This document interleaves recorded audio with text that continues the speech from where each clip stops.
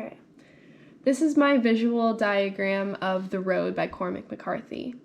The main characters were the man and the boy, and the side characters were the woman, who was the dead wife of the man and the mother of the boy, and Eli, a biblical reference, and the veteran, who's the savior of the boy in the end.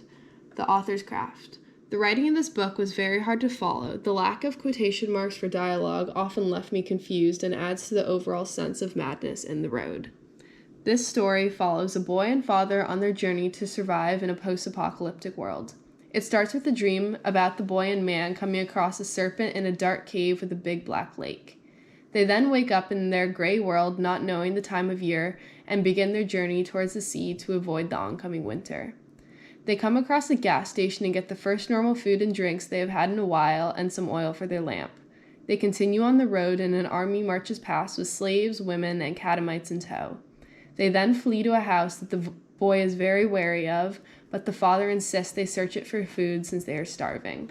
Inside, they find naked, half-eaten people in the basement and drop the lighter while trying to get out. They come across the people living in the house who were eating the people in the basement and run to get away from them. The father has a worsening cough while the story progresses, which causes him to cough up blood. The father knows this is an omen of his death. They come across another house further down the road that is stocked with food that saves them from starvation.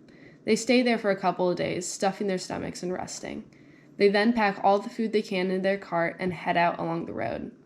They come across a man named Eli who is starving, and the boy offers him some of the canned fruit to save him. The father's cough progressively gets worse, and when they finally reach the sea, his health has a rapid decline.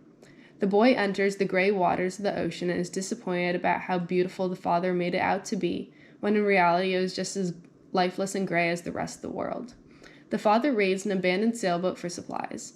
Days go by and the father's health gets even worse. One night, the father knows he's not going to wake up in the morning and refuses to eat the fruit the boy offered him. In the morning, the father's dead and the boy is crying over his dead body. This continues for about 2 days until a veteran and his family come across the boy.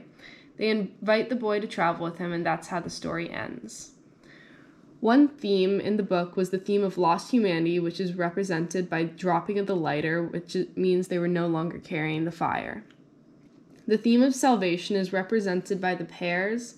The pears represent salvation in Christianity as well, which was another biblical reference.